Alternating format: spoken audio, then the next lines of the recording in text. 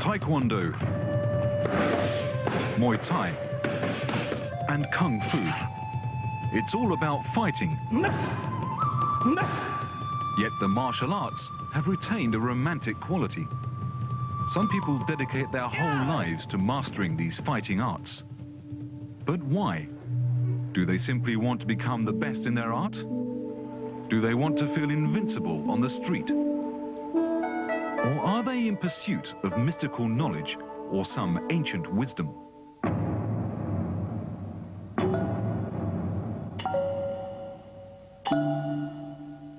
Fucking missed is that? I ain't. What you trying to say? Yes, you fucking. No, I ain't. I seen you looking at. I wasn't. Do you think you're fucking playing her? Sorry. Do you want to bash you?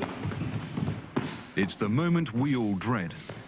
Coming face to face with senseless aggression. None of it's like the films. None of it is romantic. None of it is palatable. It's ugly. It's really ugly. Having done it for 10 years and having been in over 300 fights, I can tell you categorically that it's not the place to be. The assumption is that martial arts training will prepare us for any encounter. But is that true? It looks impressive in the dojo, but how useful is it on the street? There's so much going on in the streets. People getting killed, robbed, slashed, beaten. And I would say the majority of my students, their purpose for training is self-defense. I took up the martial arts, like most people, because I was bullied. And I was really frightened of it. Not so much the physical, it was the pre-fight, it was the build-up of nerves that frightened me. I was a very scared, bullied 14-year-old boy when I found my first teacher. And 17 years later, I find myself walking around without being scared of people. Come on, work it. Take them out. Martial artists who train hard claim their skills give them an edge. I know I can fight a little bit. I can protect myself. And sometimes I have to slow down because I might get low. I don't know if it's cocky, but it's just that energy in me. And I have to slow down and say, okay, cool yourself out here. But I put myself in actual situations, and I tell my students to do that. When you're walking down the street and someone walks past you, just think in turn, wow, that's a big guy. What would I do if he threw a hook punch or if he tried to choke? I had a scrap one day, and there were 5 pimps. And they boarded a friend of mine, and he wanted to know why. So we went over to where their car were, and that was by a garage. And out jumped 5 guys. And one picked up a hammer, and he hit me right on the inside of my left foot. That hurt.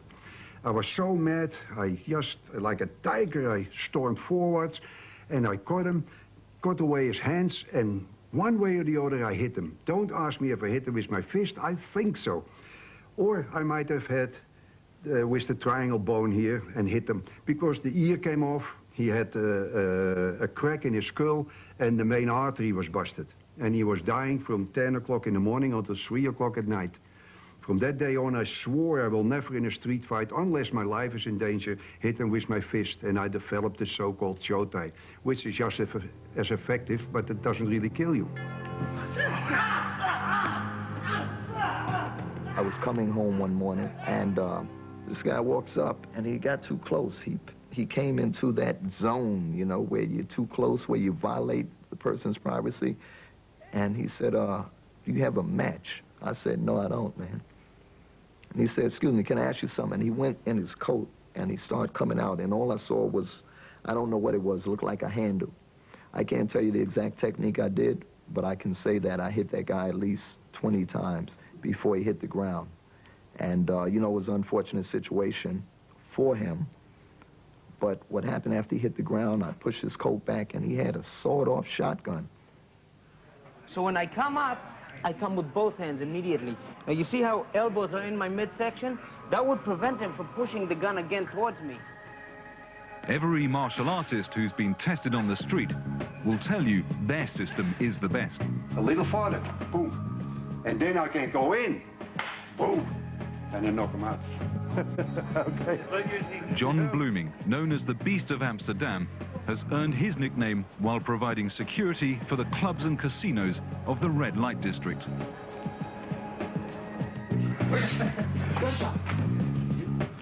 With a 10th dan in karate and a 9th dan in judo, he is a world-class martial artist. I always was interested in a kind of watertight system you can use on the streets in self-defense. Now, don't forget, in the old days you didn't really need that much, and now you can hardly do without it. But anyway, I was always thinking, if you are against a boxer only with judo, you might get a punch more often than not, and you lose. If with your judo you are against a wrestler, you still have a hard time beating the wrestler. Je kan het zo doen, je kan het zo doen. 2, 3, meer doe ik niet. So I figured if you combine, for instance, karate, the kicks, the defenses, the punches, combine that with throwing techniques, backwards, frontwards, hip throws, and the next 1/3 is once you have thrown him, don't let him go on the ground, jump him. Any street fighter, once you have him on the ground, he is a baby. So from here, in, bang, and up. Come on now, it was not that bad. And then you pull the other one over your wrist. See what I mean? At 6'4" and 16 stone, you could argue that any system might work for Big John Blooming. But what about the rest of us? Dave most probably could not do the things I do. Why? Because I'm tall, I'm heavier than he is. On the other hand,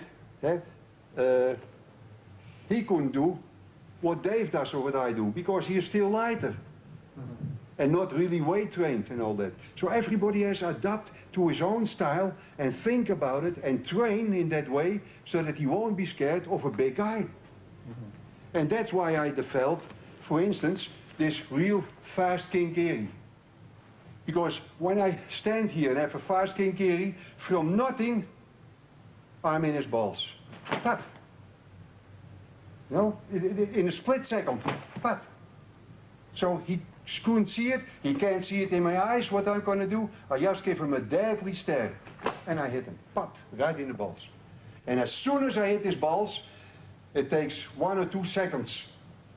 And then he goes, and as soon as I hit the balls, I will move right in with showtime. Pop. When this is his head, pop.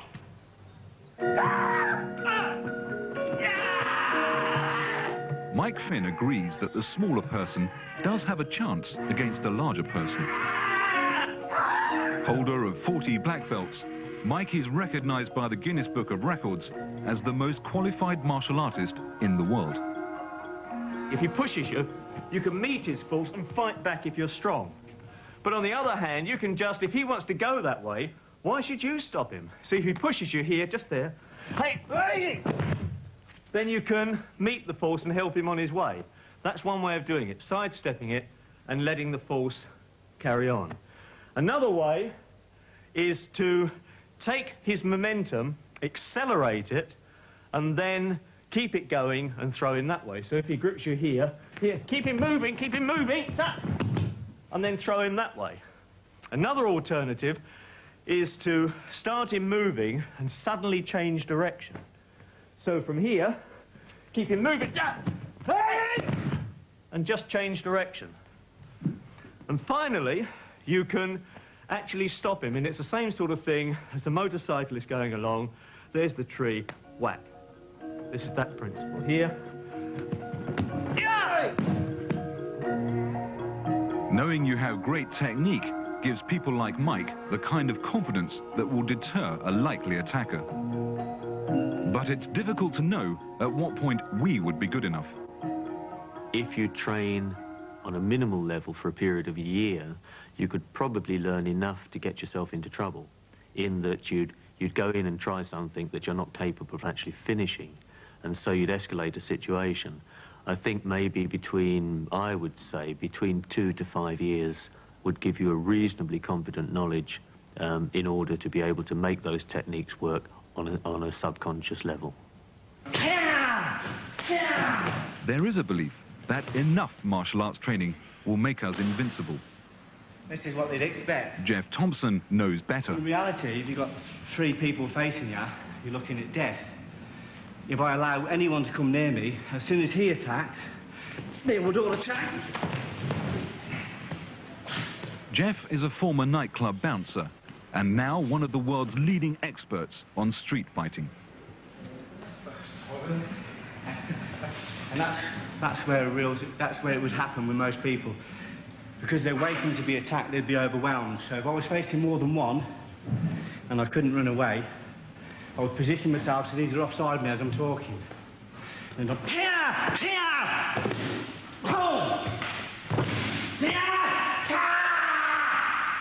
get back! Stay your fucking ass! My specialism is realism, how it's going to be outside the chip shop. Not how it's going to be in the dojo, not how it's going to be on the contest arena, how it's going to be where there's no whistles, no bells, no referees, how it's going to be when you're outside the chip shop with your girlfriend or with your kids and it kicks off, when it's in your face, the ugliness of the martial arts that people don't really want to talk about.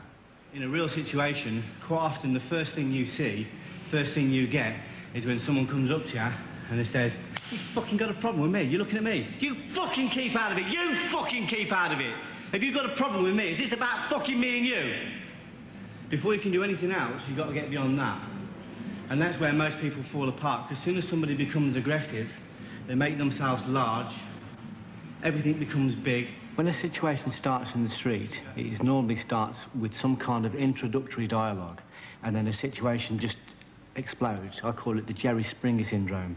If you watch the Jerry Springer show, every time it kicks off, they're like that arguing and bang! It just explodes, and it's just, like I said, it's earrings and hair, and it takes like 15, 16 stone security men to separate 2 women. But it's because it's so ferocious. That's what reality is. It's ugly, and it's in your face, and it's so immediate. And in the dojo, it's very controlled, and it's very aesthetic, and it's in the nice lines, and it looks good, and don't swear whatever you do. Don't swear, because if you swear in the dojo, that's terrible etiquette. So I do videos and I swear, and people write to me and say, "You said the F word," but that's what you're going to get outside the chip shop. The F word and the C word and the B word is a part of contemporary combat. People don't come up to you and say, "You blighter, you bloody did this, and don't you bloody look at me," because it wouldn't have no effect. But if someone comes up to you and says, "Don't you fucking well look at me," it totally changes the situation. And although it's ugly, and I appreciate that it's ugly, it is a part of combat. And to be honest with you, I think all of it's ugly. I think the whole gamut is ugly. When it becomes physical, it's horrible. It's easy for me to say, like, I'm doing all this, but it doesn't stop people coming in and hoofing your head off. 2 of my friends have been stabbed in this position. So Jeff has translated his years of experience on the door into a system he calls the 3-second fight. So if I come to here, this way. It is a technique for first trying to resolve disputes without violence. If that fails, Jeff encourages his students to act quickly and decisively. Look at the front, your knee, snatch. What I'm going to do from here is control this space. If he moves forward, I'll control with my lead hand. If I can't use verbal dissuasion, then I'll probably myself, I'll posture. And what I'll do when I posture is I'll strike him and push him away. So I'll just come from here, I'll just go, just stay where you are, stay there. And I would back it up with a verbal fence. What I do when I strike is I trigger adrenaline. So he gets a drop of adrenaline, he's got a space, that triggers the flight response. Okay, if I come in closer to him, I'll pull him into the fight response. He's cornered, he's a cornered animal. The Neanderthalic part of him is going to want to fight. If I create a gap, then that kind of mammalian part of him is going to want to run away. The main thing I teach, which is where most of the controversy comes from, is the preemptive attack. I teach people, if they can't avoid a physical conflict, to hit first. And I teach that because I know, and I've learned, that it's the only thing that works. As I'm talking to him, if I can't get away and I am sure that an attack is imminent, I'm 100% sure, then I'll attack first. And from this point, that's the only thing that works.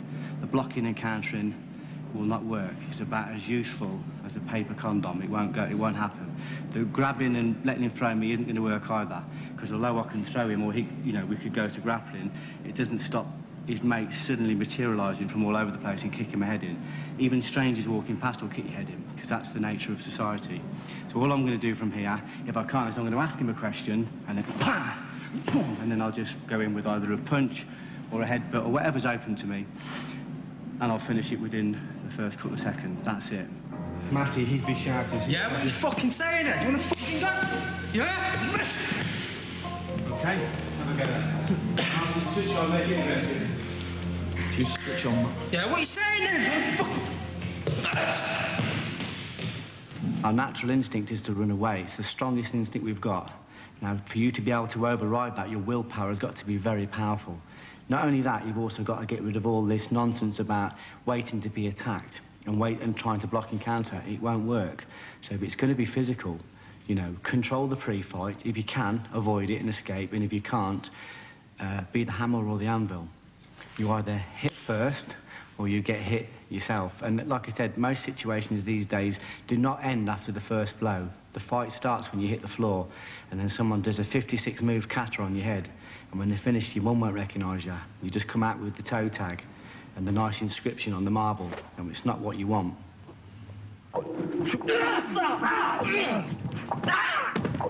Long before an explosive situation arises, there are things you can do to avoid it. The first law of survival is self-preservation.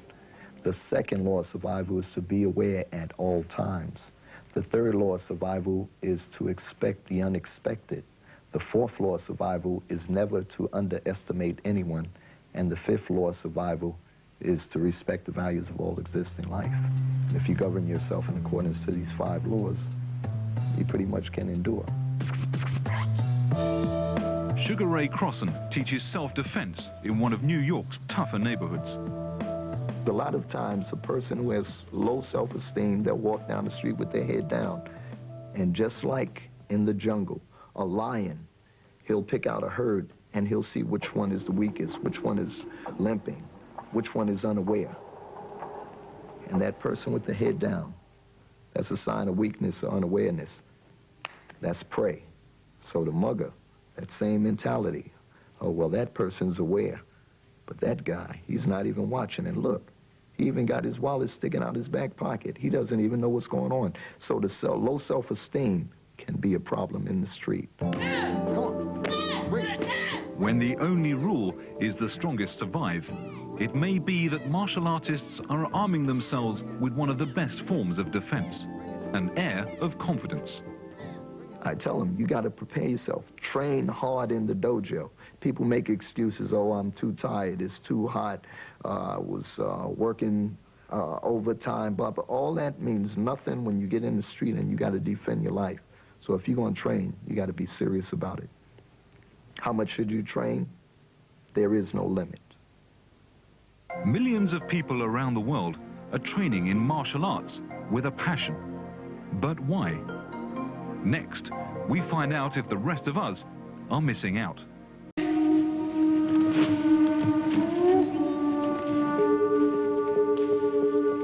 If you've never actually participated or done a physical contact sport where you're actually gripping something that's 12.5, 13 stone and it's moving in different directions and you don't know what it's going to do on the end of your arms, you know, then if you've never actually sampled that, it surprises most people, yeah, because it's physically very demanding. Everything is working together. The legs, the body, projection, all right? This is Neil Adams, 3 times world champion in judo and twice silver medalist at the Olympics. Speed of entry as well is important. Okay. It's dangerous. It's like having a weapon. And the weapon's inside. It's already trained. If you have a weapon and it's not and you're not in control of it, then it's a dangerous thing. So I think you've got to be in control of it. So, I mean, that's part of the lesson, isn't it? There seems to be a paradox here. Although Neil has honed his body to peak fighting form, he would never deliberately hurt anyone. Developed by Jigoro Kano in Japan 100 years ago, judo was never intended for contests outside the dojo. Jigoro Kano wanted to put it into the school curriculum. He wanted to put it into schools in Japan at the turn of the century. Jiu-jitsu, which, you know, had certain forms in it that were quite dangerous, he took those forms out, and that's where judo came from. It derived from jiu-jitsu. And he wanted to introduce it into the school curriculum. To do that, he had to make it safe.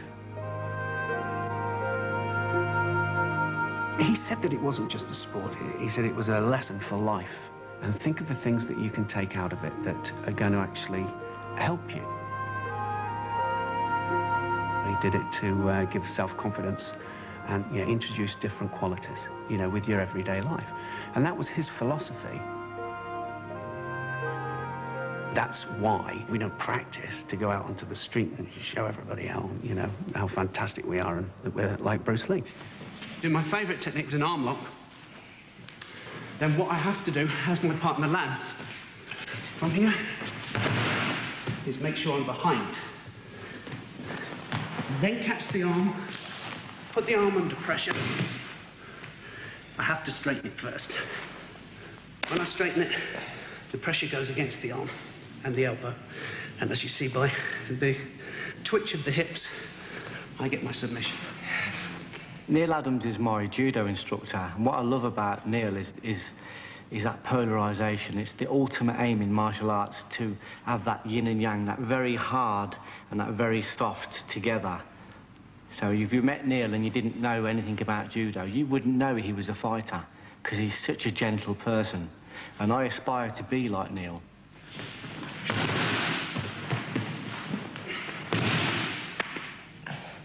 I think every martial art's got something. And of course the best martial art is judo. I'm a judo person. So everybody else is going to, you know, have their own preferences. But we should always respect the different martial arts and look at what they can give us. You know, they can give us something. Look at the philosophies and learn from the philosophies and keep the respect. You know, and that's what we all have for each other, which is wonderful. Yeah. This sword is razor sharp. In the feudal period, this kind of sword would be capable of cutting a man in half.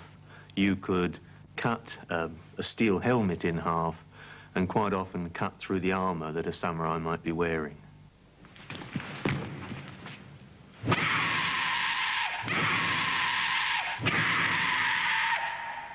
The reason that the wet straw is cut is because it is the nearest you can get, for example, to cutting through a person. So you would be looking at what I've just cut, might be an arm or a leg. As far as we know, Mike has never used his sword to slice anyone in half. Yay! He is but one of thousands of people around the world who are attracted to the weapons and tactics of ancient war. This is one of the weapons that the feudal warrior used to use on the battlefield. Mike demonstrates the naginata, a weapon once feared on the ancient battlefield. It normally had an iron pommel for striking. When they used to train, they didn't use these weapons because in the early days, a lot of the classical warriors died even before they got on the battlefield or they got seriously maimed or injured. So they used wooden weapons to practice the strategy, then they went on the battlefield and they fought with these. Although this samurai weapon is a museum piece as far as war is concerned, it is still taught in Japan for other reasons. It moved away from being a practical means for defeating an enemy on the battlefield to more of a way of developing yourself, your inner self. And those aspects are still very important in martial arts today. In fact, that's probably the reason why they've survived, because, as you know, nobody goes around with swords or naginatas on the streets anymore. Why would a man like Alex Bennett devote 10 years of his life to studying the ancient arts in Japan? Is it possible that these arts have an application in the real world? I think if you say use your martial arts skills in a real situation, I guess most people will be referring to, okay, do you get into fights with it? But no. What I say, I use my martial arts all the time. Everything I learn in the dojo, self-control, and respect I take out of the dojo as well. And I've been in a number of sticky situations which have been very, very easy to get out of because I've been able to control my emotions and maintain a placid state of mind. The value of training to me is just that it enables you to challenge your limits and work with your limits. Mike Scoss has devoted nearly 25 years of his life to Ei Jitsu, the ancient Japanese art of drawing the sword. By working so intensely, physically and mentally and spiritually, it forces you to grow. You have to challenge yourself. You have to keep questioning your assumptions and your limits, and you get very close to people. You come to understand something about people that you just can't get that close except when you're dancing or when you're doing some kind of very high art. And that's what I would say. Martial arts are a form of high art. They just happen to be combative in nature as opposed to musical or plastic or whatever. Of all the martial arts, Ei Jitsu is perhaps the most difficult to appreciate. We asked Mike to explain what he is doing. So what I was doing were standing techniques. One of the techniques was a man is on my left side, and I feel that he's going to attack me. So I draw my sword, I pop him up, I pop up his arm, I thrust, and then I cut him down.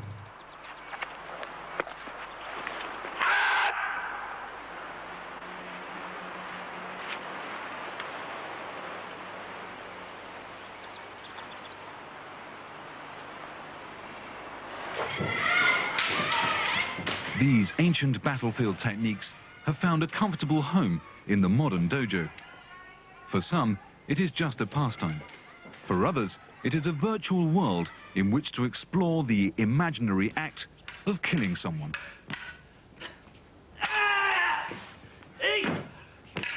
Sometimes in the documents of these classical schools, they don't say opponent, they say enemy. And that's the spirit that you train with. You know, of course, you're cooperating. You're training together, not upon one another. But you do have to have that understanding. This is combat. This is real. Life and death. Only one of you is going to walk away. And it's not going to be the other guy. And that's a strong kind of practice. When training in the killing arts, our dojo warriors are looking to recreate the real thing as closely as possible. But no one wants to die for their art. To people who know nothing about kendo, it can seem a bit frightening and daunting. But in reality, a lot of the noise is made because these bits of bamboo actually give to make it safer for the exponents to practice. Apart from that, Mark? Yeah, they wear heavy protective head guards. So that doesn't actually hurt Mark at all. This allows you to strike quite hard without fear of injury. And this allows us to do our forms and impact each other.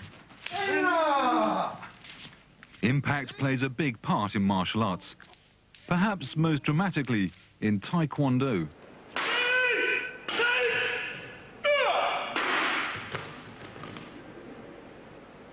Dave Oliver is chairman of the Taekwondo Association of Great Britain. Key element for me in destruction is that you've got the confidence to hit it and penetrate and go through it, and that is just psyching yourself up. You're really using your adrenaline, as you would do if you were in a self-defense situation on the street.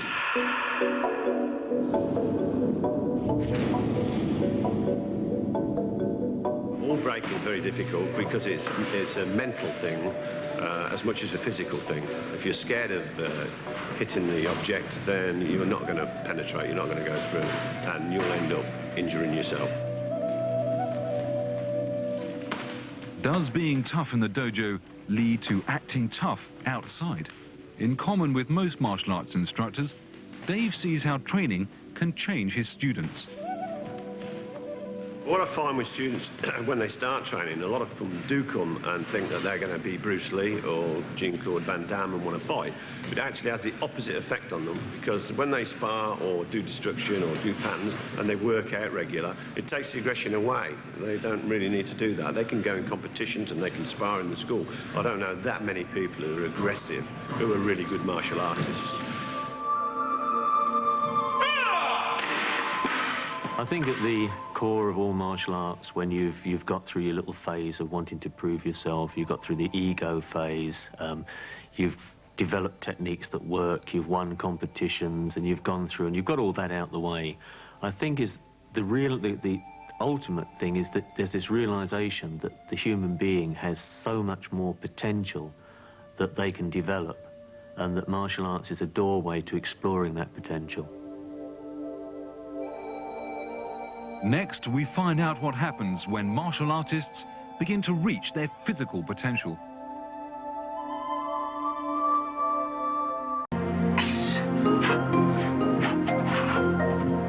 As a modern warrior develops his fighting skills, very often a new path opens up to him.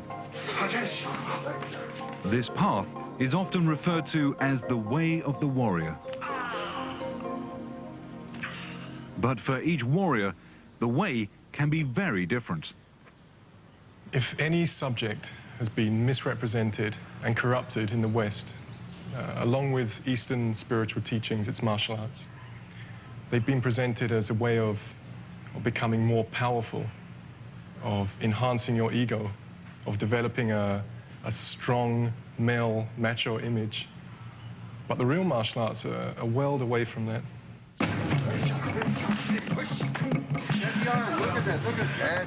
My personal opinion is, it is not the mystic, you know, all the funny things around it which makes me jittery. No, it is a hard way of life. Be yourself.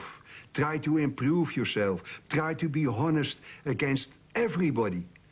But once you get shafted by somebody, really whack 'em. Boom! And then knock 'em out.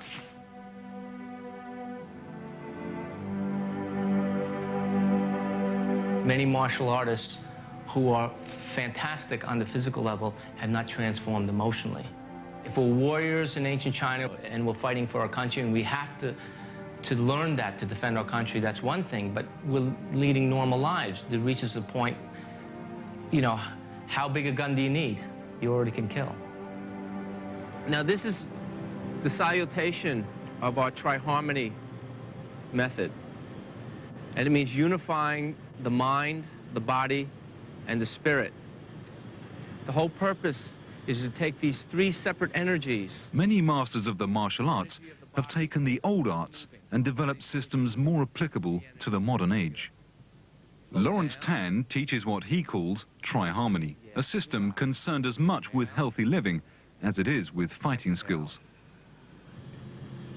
The Shaolin warrior monks use this energy, which they call qi, or the force.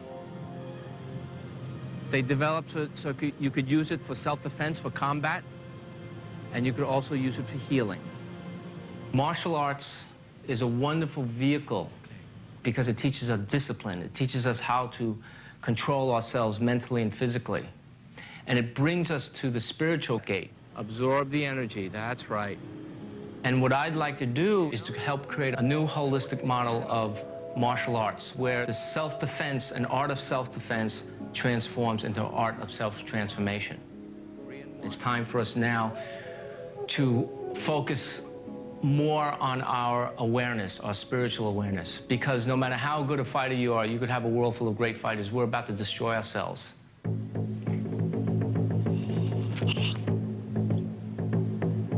Inside of every person is violence. You know, we all get angry, we're all scared.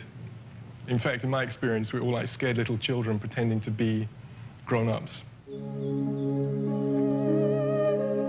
But very, very few people really find wisdom, compassion, and maturity in their life or their practice. The first thing that Mr. Chen taught me was how the mind and heart are the real foundation of martial art practice. His teaching really embodies the Buddhist, Taoist, martial art wisdom tradition. It's not about fighting. It's about something much more profound than just punching somebody or defending yourself. It's about developing a body wisdom, a compassionate heart, and having the ability to not just heal other people, but heal your own fear.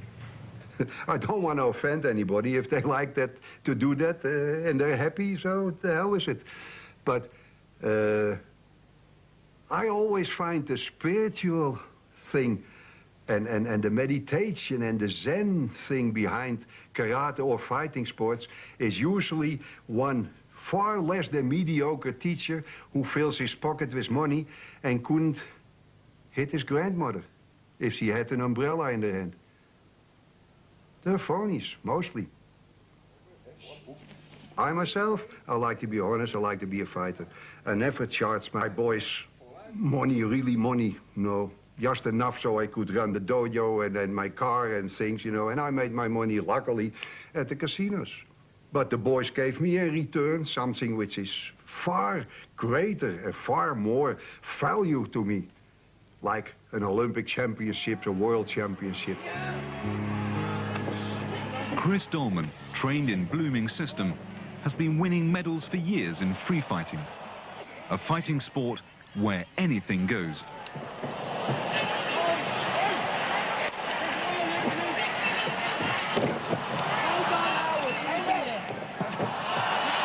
Chris Dolman is the best all-round student I ever had. And he fought anybody who would like to fight with him. And he was a free fight champion when he was 50 years of age in '93 in Japan. He beat everybody, and not beat them, he beat the Russians, he beat them to a pulp. They crawled out of the ring, they were scared to death for him. He's terribly rough, but very honest. But rub him the wrong way, he will just tell you, has a funny kind of look then, like, what was that? And you repeat it, you have it right there. Whack, he knocks you out. He doesn't take bullshit from anybody. The way of the warrior for John Blooming is markedly different to most people we filmed. But then he is one of the few martial artists to have experienced the horrors of war firsthand.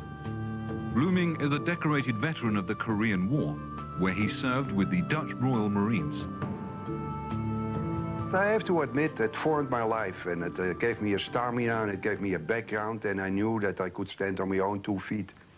And when in Hung Song we had this big ambush, and I saw in the night, and I saw left and right my comrades die with bayonets up and all that. I never forget the lieutenant saying, boys, this is it, get your bayonets up. And I figured, oh, Jesus, now what?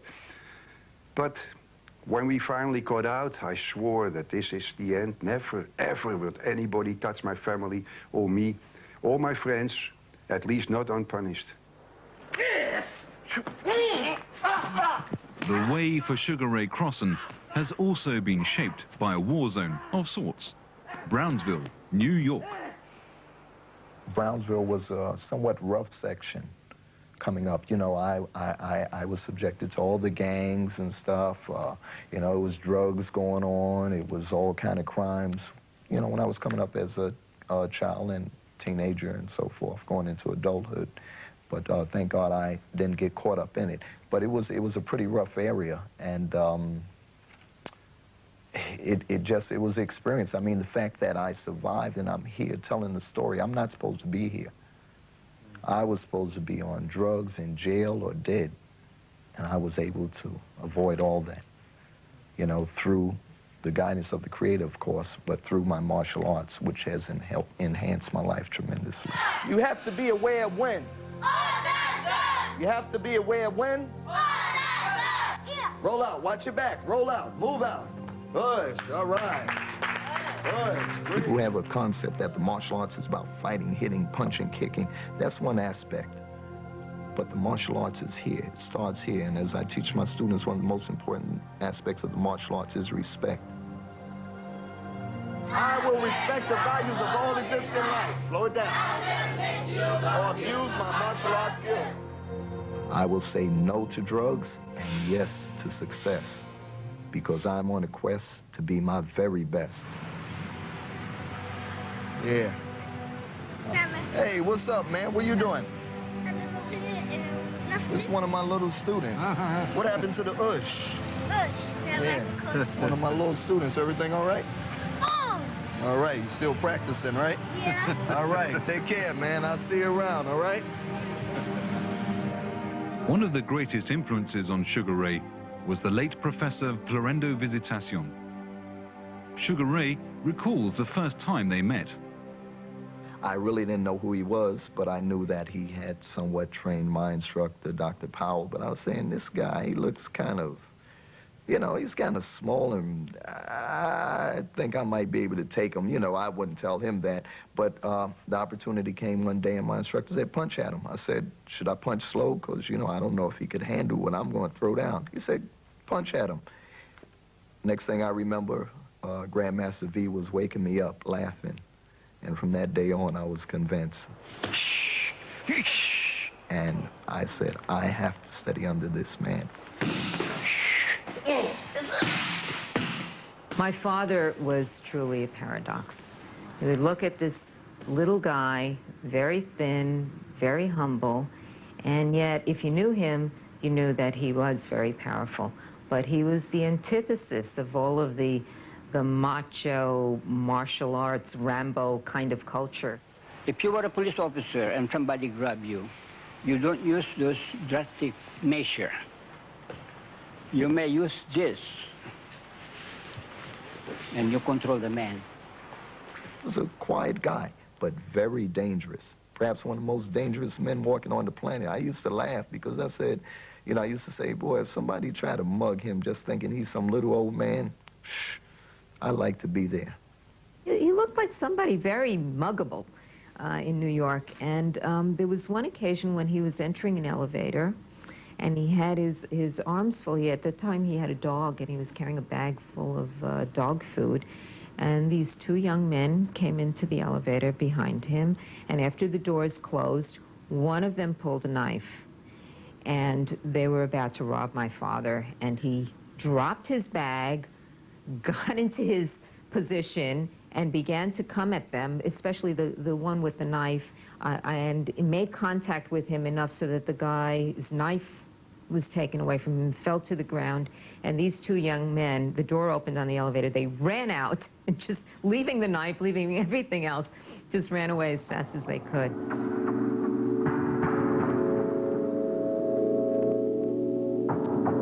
My father's overriding philosophy of his practice was that you learn to fight so that you never have to fight. He really truly believed that people who were powerful did not have to display power. They didn't have to be bullies. Indeed, he always taught us that when you assume power, what comes with power is a responsibility to be very restrained. And the more power you had, the greater your responsibility was for that self-restraint. If you don't know it, do what, folks? Fake it till you make it. Here come this big man. He says, hey, little girl.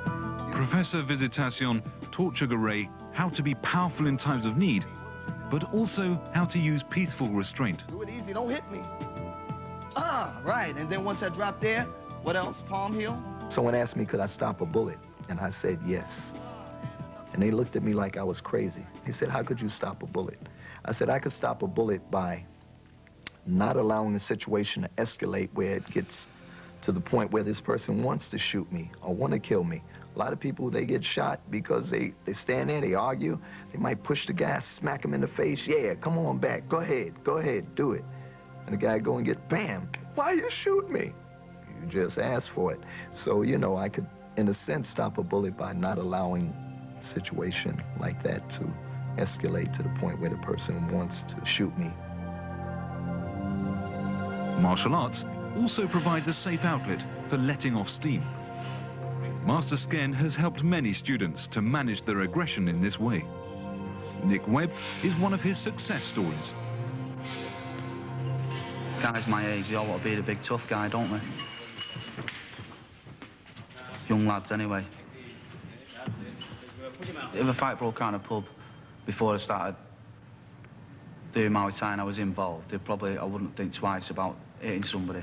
But now I would. I'd probably just walk away. Well, no, I'd just walk away because I've worked hard at my training. Master Sken's taught me a lot, and I know what I can do. And I feel like I don't have to prove a point to anyone. I don't have to fight anybody.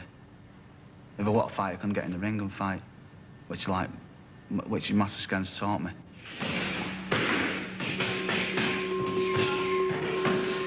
When I teach Muay Thai, it's helping me to see someone, have changed their way of living or their way of life, to be able to channel their aggression and to believe in themselves and to achieve something in the later life.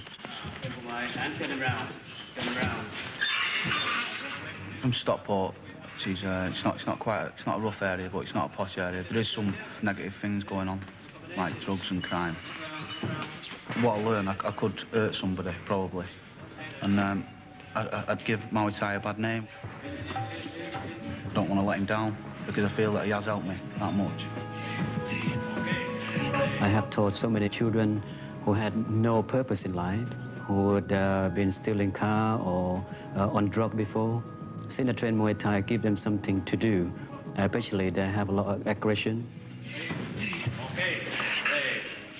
If they train Muay Thai, they can become champion one day, or they become a Muay Thai instructor as professional, can earn a living. Because Muay Thai doesn't teach you to be only a champion in the ring, but a champion in life is far, far more important than another purpose. This is Thai writing in my son's name. I've got a son, 14-month-old. So that's another reason why I do it, because there is a lot of bad things about it, and I could go down the wrong track, but I do it because I want if I do start fighting and win fights, I want my son to know that, his dad did something worthwhile, and I didn't just waste my life, sort of thing.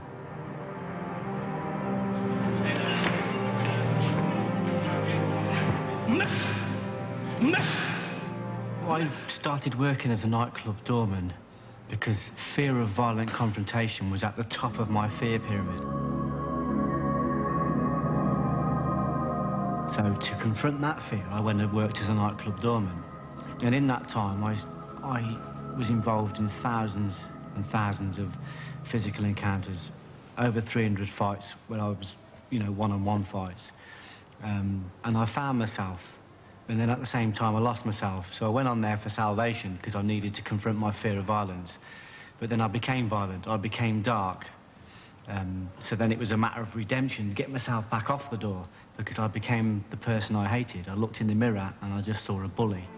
You fucking got a problem with me? You're looking at me? You fucking keep out of it! You fucking keep... I'd been in a fight and I thought I'd killed this particular person, and in my mind I was certain I had.